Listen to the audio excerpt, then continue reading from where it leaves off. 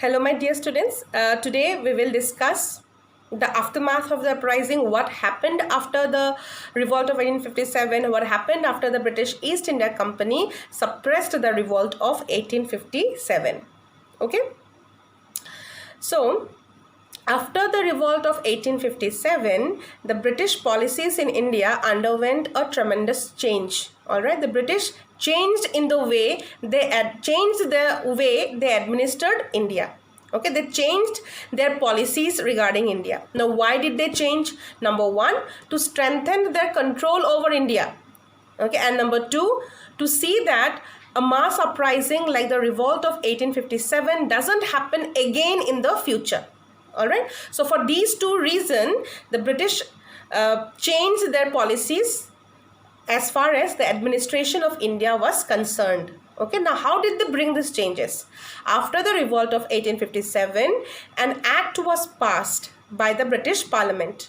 The name of the act is the Government of India Act 1858. Now let's understand the provision of this act.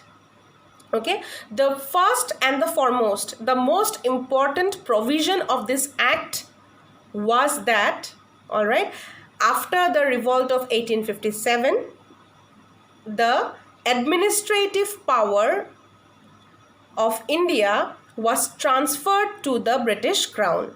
So, the British East India Company won't be having any administrative control over India from 1858 onwards. After the act was passed, the entire responsibility, the administrative responsibility of India will be handed over to the British Crown.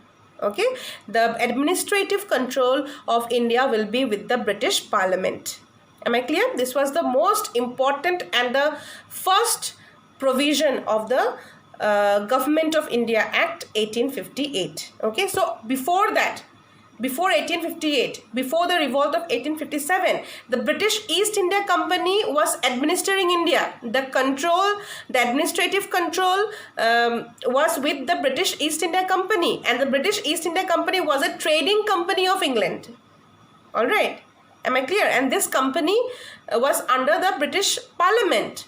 Right, but the company had all the authority, all the power to rule and administer India. But after the revolt of 1857, after the British suppressed the revolt of 1857, and after the Government of India Act 1858, the administrative power of India, okay, was transferred to the British Crown. Now, the administrative power of India will be directly with the British Parliament. Okay, the British Parliament will be administering India. Am I clear? Next, by the Act of 1858, the British Cabinet was appointed to manage.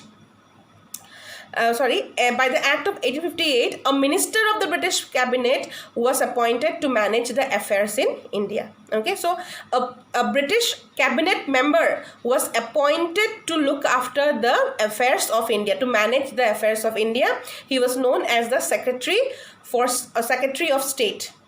All right, Secretary of State, and this Secretary of State would be assisted by an advisory body known as the India Council, and the Secretary of State will be responsible to the British Parliament. Okay, so you can say that the Secretary of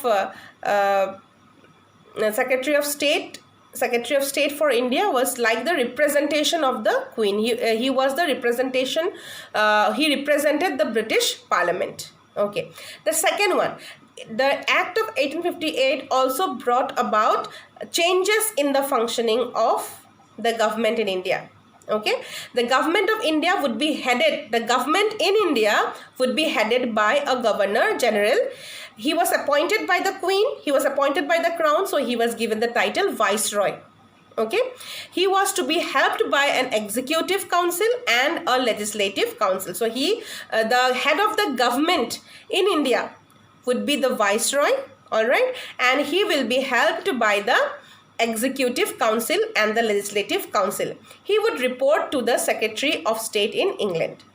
Okay, so he will be the head of the government in India, and he will be reporting he will be he will be responsible for whatever happens in India, and he will have to report to the Secretary of State in England.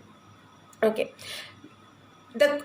Queen Victoria assured the rulers of princely states that the government would not annex their territories. Sometimes they even suppressed the internal revolts to help the rulers stay in power.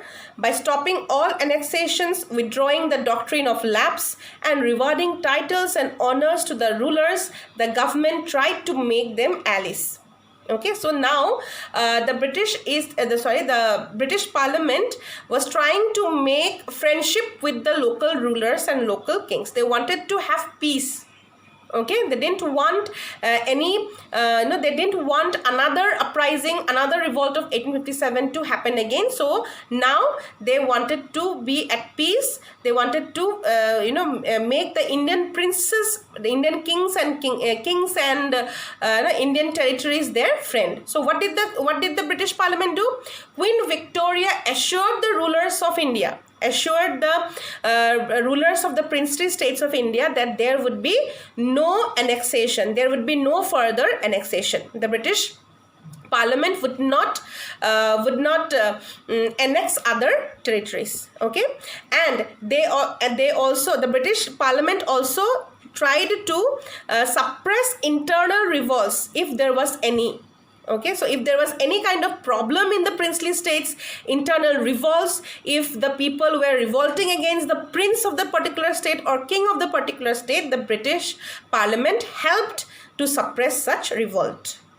Okay, next, the doctrine of lapse was withdrawn. Okay, the annexations were stopped, and the rulers in powers, the rulers who were in power were helped by the British Parliament. Okay, by stopping annexations, withdrawing the doctrine of lapse, and rewarding titles and honors the rulers, the government wanted to make them allies. The British government in India wanted to make friendship with the Indian kings by rewarding them titles, by withdrawing the doctrine of lapse, and by stopping all annexations. The Queen promised that not to interfere in the social and religious beliefs and customs of the people, but in the name of non-interference, the government stopped supporting social reforms. So, in the social causes for the revolt of 1857, we have learned that there were some evil practices in the Indian society, like the sati system, right, the child marriage, treating widows very badly.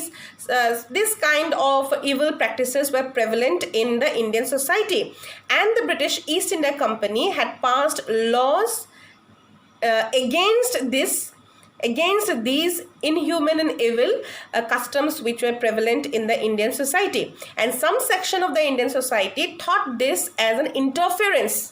All right, some people thought that the Britishers were trying to interfere, trying to change the Indian culture or Indian social structure. Okay, so now after the revolt of 1857, after the Government of India Act was passed, Queen Victoria promised that the British government will not interfere with any social and religious beliefs and customs of the Indian. And in the name of non-interference, the government stopped supporting social reforms. Okay, the government in the beginning had supported social reforms. Okay, the government in the beginning had supported social reforms, but now the government, in the name of non-interference, they stopped supporting any kind of social reforms. Okay. The British began to follow the policy of divide and rule. During the uprising, both Hindus and Muslims had fought together. The British disliked this unity. They felt that to strengthen the rule, they needed to divide the two communities. They accused the Muslims of instigating an uprising and began discriminating against them. It was after the revolt of 1857 that the British started to follow the divide and rule policy. During the revolt of 1857, it was seen that the Hindus and the Muslims fought unitedly against the British East India Company, and the British government knew that if this unity prevailed, it will become very difficult for them to rule for a long period of time. So they tried to create misunderstandings between the two communities, so that there can be unrest between the two, and the British government could take advantage of the disunity between the Hindus and the Muslims. There were also certain changes in the army. Now let's see what were these changes. The army was reorganized to prevent another revolt. Okay, so as we know, the revolt of 1857 started. The revolt of 1857 started with the who started the revolt of 1857? The sepoys in Meerut, right? So the British thought that it was very important to reorganize the army again, so that such revolt doesn't happen in the future. So what did the British Parliament do to reorganize the army? The ratio of European soldiers to Indian soldiers were raised. Okay, so now the British Parliament started recruiting more European soldiers. All right, so the ratio of European soldiers were more than the Indian soldiers. It was fixed at 1 to 2 in Bengal army. Okay, 1 to 2. Okay, so if there was 2 European soldier, for every 2 European soldier there will be 1 Indian soldier in Bengal. Okay, and 2 to 5 in Bombay and Madras armies. 2 to 5.